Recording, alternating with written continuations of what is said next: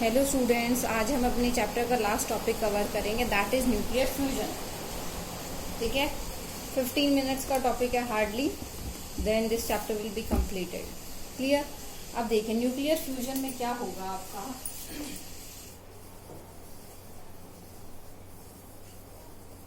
Nuclear fusion में क्या हुआ था कि आपके दो लाइट एलिमेंट जो थे वो कंबाइन, एक हैवी था यूरेनियम। ठीक है, एक आपका फ्यूजन में आपका हैवी एलिमेंट था यूरेनियम, जिसको आप टू पार्ट्स में स्प्लिट हो रहा था। ठीक है, तो क्या हो रहा था उसमें, टू पार्ट में स्प्लिट हो रहा था। That means big nuclei is splitting into small nuclei. अब हम ये पढ़ रहे थे कि वो दो पार्ट्स में ब्रेक थे, है ना।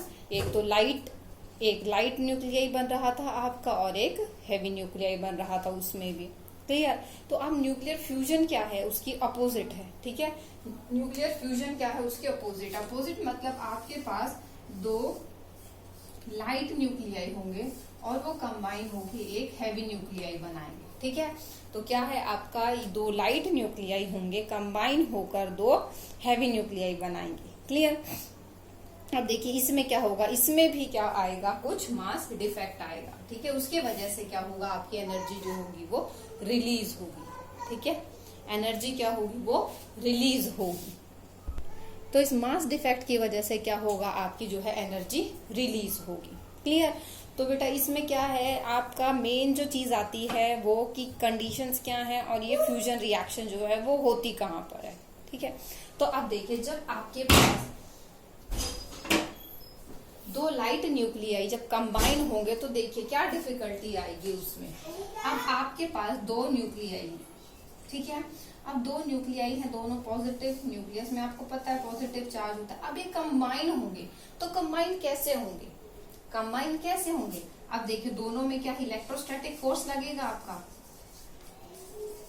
लेकिन इलेक्ट्रोस्टैटिक फोर्स क्या कहता है,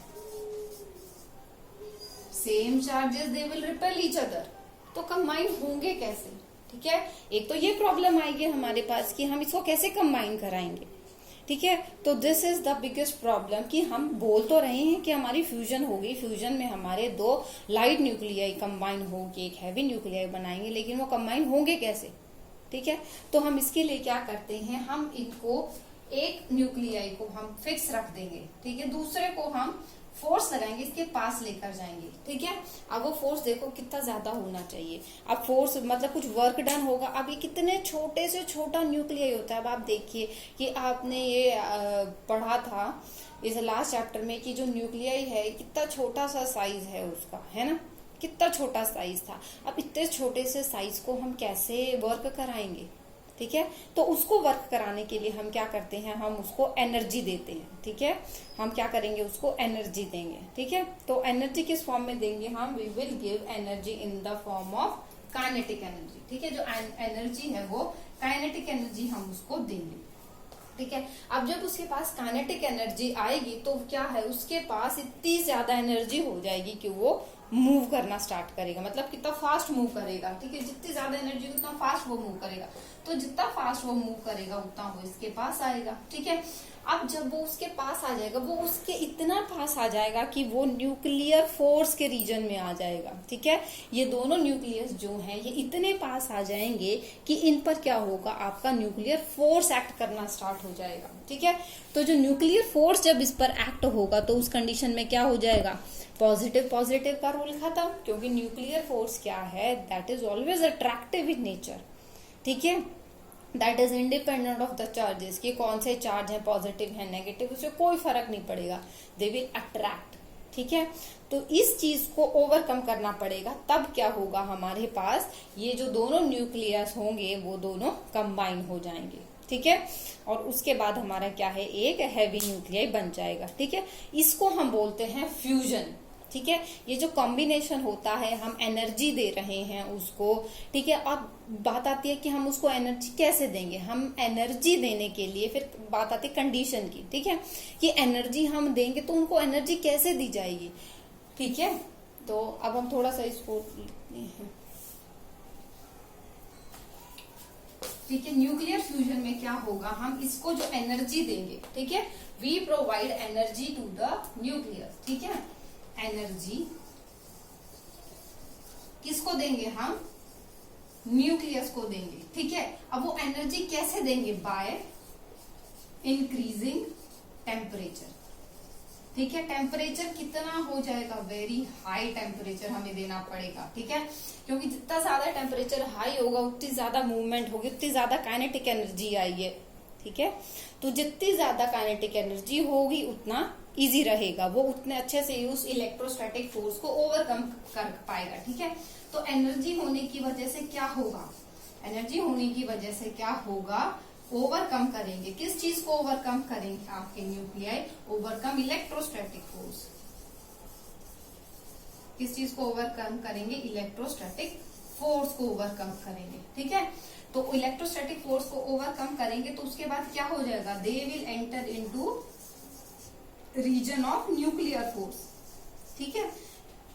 both the nuclei come together in the region of nuclear force, ठीक है। अब आपको पता है कि जो न्यूक्लियर फोर्स है that is attractive in nature and is very strongest force of the nature, ठीक है। ये सब पॉइंट्स आपको पता है, ठीक है। तो क्या कंडीशन हो गई है हमारे पास कि न्यूक्लियर फ्यूजन को कराने की, कि हमें बहुत ज्यादा हाई टेम्परेचर देना पड़ेगा, ठीक है।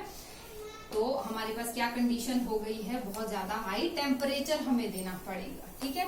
तो इस टेम्परेचर को देने की वजह से, बहुत हाई टेम्परेचर देना पड़ेगा, उसकी वजह से हम इसको दूसरे नाम से भी जानते हैं, इस फ्यूजन को थर्मोन्यूक्लियर रिएक्शन, ठीक है, क्योंकि हमें बहुत ज्यादा टेम्परेचर देना है। तो जो फ्यूजन है it is also known by the name thermonuclear reaction, ठीक है। This is also known by the name of thermonuclear reaction, ठीक है, क्योंकि हमें बहुत ज्यादा हाई टेम्परेचर देना पड़ रहा है इसके लिए, ठीक है। उसके बाद आती है, और ये टेम्परेचर देखो बहुत ज्यादा हाई है, बहुत ज्यादा, 2 × 10⁻10 केल्विन, इतना टेम्परेचर हमें देना पड़ेगा। 2 × 10⁻6 केल्विन, इतना हाई टेम्परेचर होना चाहिए इस फ्यूजन के लिए, ठीक है। इतना हाई टेम्परेचर देना पड़ेगा, ठीक है। देखो उसके बाद आती है कि ये फ्यूजन अपनी कहाँ पर होती है, ठीक है।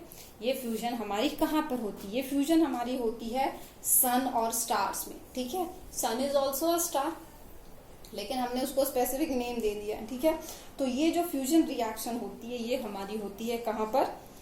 सन में, ठीक है। तो आप देखिए सन हमारा क्या है? एक अल्टीमेट सोर्स ऑफ एनर्जी है जो कि कंटिन्यूअसली एनर्जी हमें दे रहा है from the billion of years, ठीक है। From the billions of years sun is providing energy to us, ठीक है। अब वो सन जो है वो एनर्जी कहाँ से ला रहा है? सन एनर्जी लेकर आ रहा है बाय द फ्यूजन रिएक्शन, ठीक है। कहाँ से आ रही है? सन जो है, सन पर हो रही है हमारी क्या? फ्यूजन रिएक्शन, ठीक है। सन पर हो रही है हमारी फ्यूजन रिएक्शन, ठीक है। अब देखिए, अब आपसे ये चीज पूछी जा सकती है कि आपके पास जो एनर्जी आ रही है या जो हीट आ रही है, क्योंकि हमारे पास जो एनर्जी आ रही है that is coming in the form of heat, है ना। तो जो एनर्जी आ रही है वो हमारे पास कैसे आ रही है? ठीक है, यही सेम क्वेश्चन था आपके पास फ्यूजन में। तो वो एनर्जी आ रही है हमारे पास मास डिफेक्ट की वजह से, ठीक है।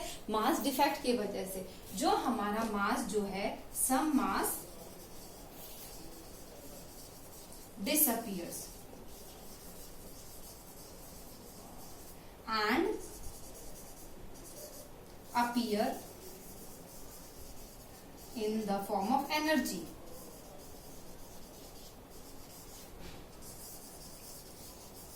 ये चीज हमने बहुत बार रिपीट की है, तो आप इस चीज को प्लीज भूलिएगा मत कि हमारे पास एनर्जी आ कहां से रही है, ठीक है। अब ये मास डिफेक्ट जो होता है इसको हम डेल्टा एम से रिप्रेजेंट करते हैं, और जो एनर्जी हमारे पास मिलती है वो हमारे पास कैसी आती है? E = mc²। तो ये जो m है ये हम रिप्लेस कर देते हैं by mass defect delta M, ठीक है।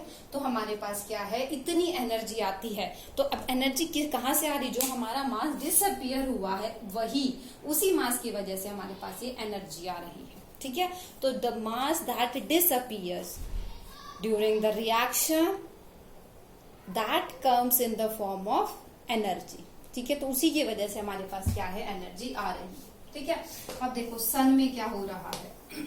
सन में भी क्या है आपके पास, फ्यूजन रिएक्शन हो रही है। और सन में क्या है आपके पास, हाइड्रोजन प्रेजेंट है। ठीक है, सन में क्या है आपके पास, हाइड्रोजन प्रेजेंट है।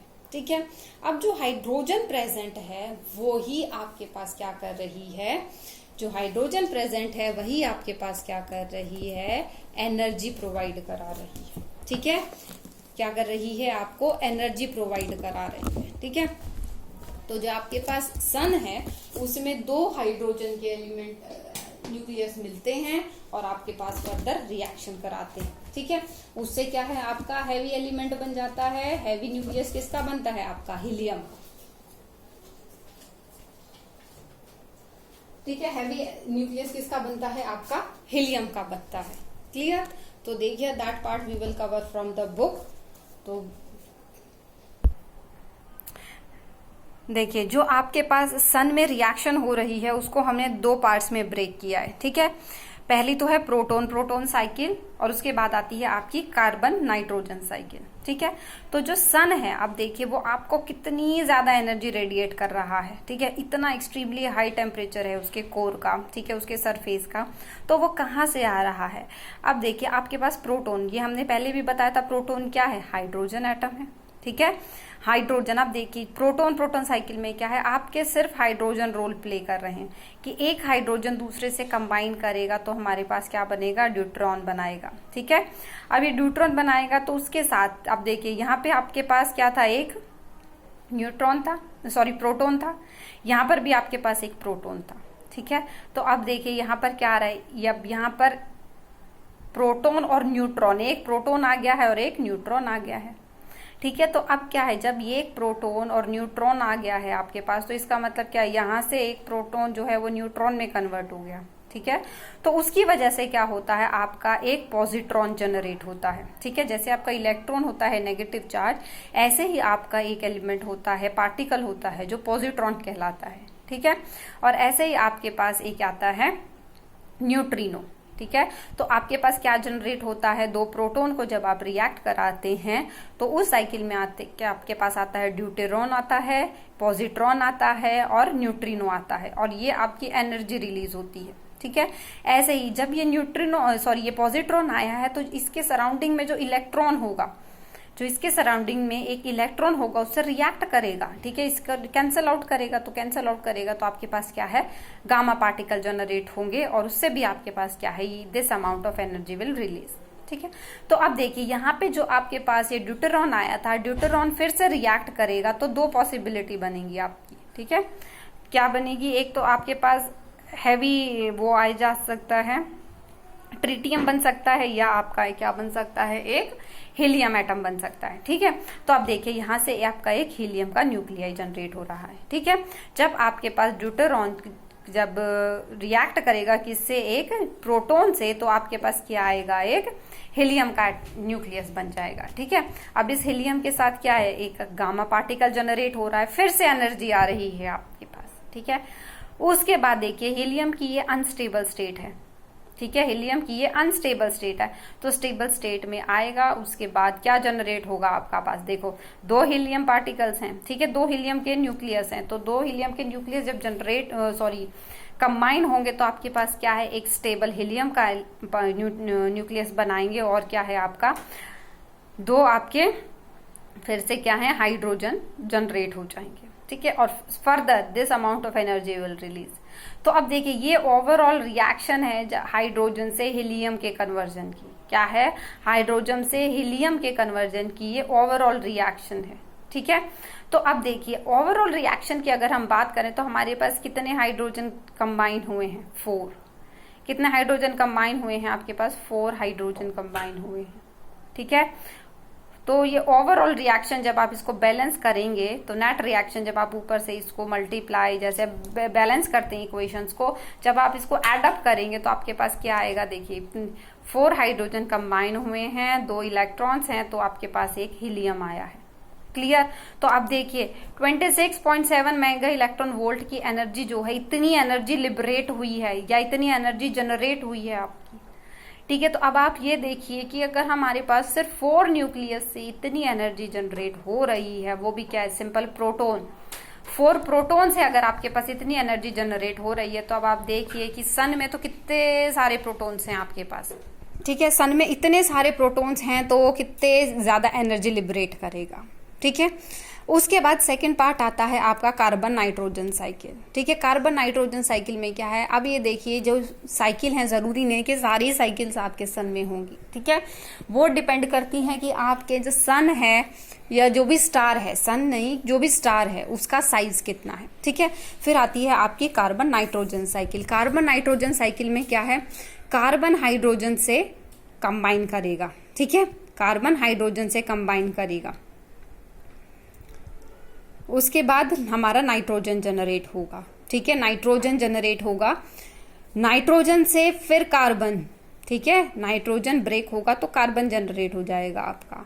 अब देखिए जो कार्बन आ रहा है आपके पास, वो जब फर्दर रिएक्ट करेगा तो नाइट्रोजन की स्टेबल स्टेट आएगी, ठीक है, क्या होगा, आपकी स्टेबल स्टेट आएगी नाइट्रोजन की, क्लियर। फिर नाइट्रोजन की स्टेबल स्टेट आएगी, जब वो फर्दर कंबाइन करेगा तो ऑक्सीजन बनेगा आपके पास, ठीक है। फिर ऑक्सीजन की स्टेबल स्टेट आएगी, तो ये रिएक्शंस जो हैं ये आपके पास बन रही हैं। आप देखिए, आप कार्बन लेकर चले थे स्टार्टिंग में, फाइनली फिर आपके पास कार्बन आ गया है, ठीक है। तो कार्बन तो हमारा कहीं यूज नहीं हुआ, that means carbon is acting as a catalyst, ठीक है। क्या हो रहा है, carbon is acting as a catalyst, ठीक है। तो कार्बन क्या है, आपका एज अ कैटलिस्ट वर्क कर रहा है। हमारे पास क्या है, हीलियम जनरेट हो रहा है, ठीक है। तो ओवरऑल रिएक्शन क्या हो जाएगी हमारे पास, अगर हम ओवरऑल रिएक्शन की बात करें तो एक hydrogen proton, when proton is combining with a carbon, ठीक है, सिंपल। ये देखो, ये ब्रेक करके आपको पूरी इक्वेशन समझाई गई है, ठीक है। लेकिन ओवरऑल रिएक्शन क्या है हमारी, ओवरऑल रिएक्शन ये है। तो देखिए, एक हाइड्रोजन प्रोटोन था आपके पास, वो कार्बन से कंबाइन हुआ तो आपका क्या बना, हीलियम। कार्बन आपको एज इट इज मिल गया, ठीक है। 2 आपको पॉजिट्रॉन मिले हैं, 2 न्यूट्रिनो मिले हैं, 3 गामा पार्टिकल मिले हैं और इतनी एनर्जी लिबरेट हुई है आपकी, ठीक है। तो अब यहाँ पर फिर से क्या हुआ है कि आपके पास हीलियम फिर से मिला है आपको, ठीक है। तो कार्बन हमारा इस प्रोसेस में कंज्यूम नहीं हुआ है। तो अब देखिए, अगर आपके पास हाइड्रोजन प्रोटॉन कंबाइन करके इतनी एनर्जी जनरेट कर रहा है, लिबरेट कर रहा है, तो अब आप सोचो कि कितनी ज्यादा अमाउंट में आपके पास सन पर एनर्जी अवेलेबल होगी, ठीक है। तो यही जो एनर्जी है, इसी की वजह से जो सन है वो इतना ज्यादा गर्म है, ठीक है। तो ये कार्बन नाइट्रोजन साइकिल और प्रोटॉन प्रोटॉन साइकिल की वजह से जो है एनर्जी जो है वो सन पर अवेलेबल है, ठीक है। उसके बाद देखिए, अगर इस प्रोसेस को कंट्रोल कर पाए, ठीक है, अगर हम इस प्रोसेस को कंट्रोल कर पाते हैं तो हमारे पास बहुत बेनिफिशियल हो जाएगा, ठीक है। अगर हम इस प्रोसेस को कंट्रोल कर पाएंगे तो बेनिफिट क्या आएगा हमारे पास, कि हम एनर्जी को जनरेट कर पाएंगे और उसको इलेक्ट्रिक पावर कन्वर्ट कर सकते हैं। जैसे हम न्यूक्लियर फ्यूजन, न्यूक्लियर रिएक्टर्स थे ना, लेकिन उसका ड्रॉबैक क्या था हमारे पास कि हमारे पास गामा पार्टिकल जनरेट हो रहे थे, अल्फा बीटा जनरेट हो रहे थे, तो वो क्या थे, हमारी हेल्थ के लिए हार्मफुल थे, ठीक है, हमारी हेल्थ के लिए क्या थे, वो हार्मफुल थे। तो अब उस चीज को ओवरकम करना है तो हम अगर इस थर्मोन्यूक्लियर रिएक्शन को या फ्यूजन रिएक्शन को अगर हम सक्सेसफुली कन्वर्ट कर सकते हैं तो हम क्या है, एक limited amount of energy generate कर सकते हैं, ठीक है। तो ये इसका क्या है, बेनिफिट हो जाएगा, ठीक है। तो अब देखिए, अगर बेनिफिट हो गया, अगर हम इसको रिएक्ट कर पाते हैं तो हमारे पास सोर्स की भी कोई कमी नहीं है, ठीक है। हमारे पास क्या है, सोर्स की भी कोई कमी नहीं है। अगर हम इस रिएक्शन को कर पाते हैं तो हमारे पास क्या है, ड्यूटेरॉन रिएक्शन है, ठीक है, ड्यूटेरॉन रिएक्शन है। तो ड्यूटेरॉन रिएक्शन से देखिए, मैंने बोला था ना 2 पॉसिबिलिटीज हैं हमारी, एक तो हीलियम हम प्रोड्यूस कर सकते हैं और एक ट्रीटियम प्रोड्यूस कर सकते हैं, ठीक है। तो अब क्या है, फर्दर अगर हम एक ट्रीटियम और ड्यूटेरॉन को रिएक्ट करेंगे तो फिर से हमारा हीलियम बन जाएगा। यहाँ से जो हीलियम मिलेगा वो हमारा स्टेबल स्टेट का हीलियम बनेगा, ठीक है। तो अब देखिए ड्यूटेरॉन जो हाइड्रोजन है, ड्यूटेरॉन हैवी D2O है, वो हमारे पास इजीली अवेलेबल है, ठीक है। कहाँ पर हमारा है, सी वाटर तो हमारे पास प्लेंटी में अवेलेबल है, ठीक है। तो हमारे पास सोर्स की कमी नहीं है कि अगर हम फ्यूजन कराएं तो हमारे पास सोर्स नहीं है या फ्यूल नहीं है, बट हम अभी उसको कंट्रोल्ड मैनर में नहीं करा पा रहे हैं क्योंकि हमें उसके लिए बहुत ज़्यादा एनर्जी चाहिए और हम उसको कंट्रोल नहीं करवा पा रहे हैं। क्योंकि देखिए जैसे हाइड्रोजन बॉम्ब है तो उसमें हम क्या कर रहे हैं, फ्यूजन रिएक्शन हो रही है, लेकिन वो क्या है, अनकंट्रोल्ड मैनर में है। क्या है वो, हमारी अनकंट्रोल्ड मैनर में है, ठीक है। तो अनकंट्रोल्ड मैनर में वो हमारे लिए हार्मफुल है। तो अगर हम इसको कंट्रोल कर पाएंगे तो हमारे पास बेनिफिट होगा, हमारे पास कोई हार्मफुल प्रोडक्ट नहीं आएगा, ठीक है। अनपॉल्यूटेड एनर्जी सोर्स रहेगा ये हमारे पास, ठीक है। तो ये था हमारा न्यूक्लियर फ्यूजन। तो here your chapter is completed. इस नेक्स्ट वीडियो में हम कुछ न्यूमेरिकल्स कवर कर लेंगे, then we will start with our new chapter. Okay, thank you students. अगर किसी को कोई प्रॉब्लम है, do ask and keep completing your notes.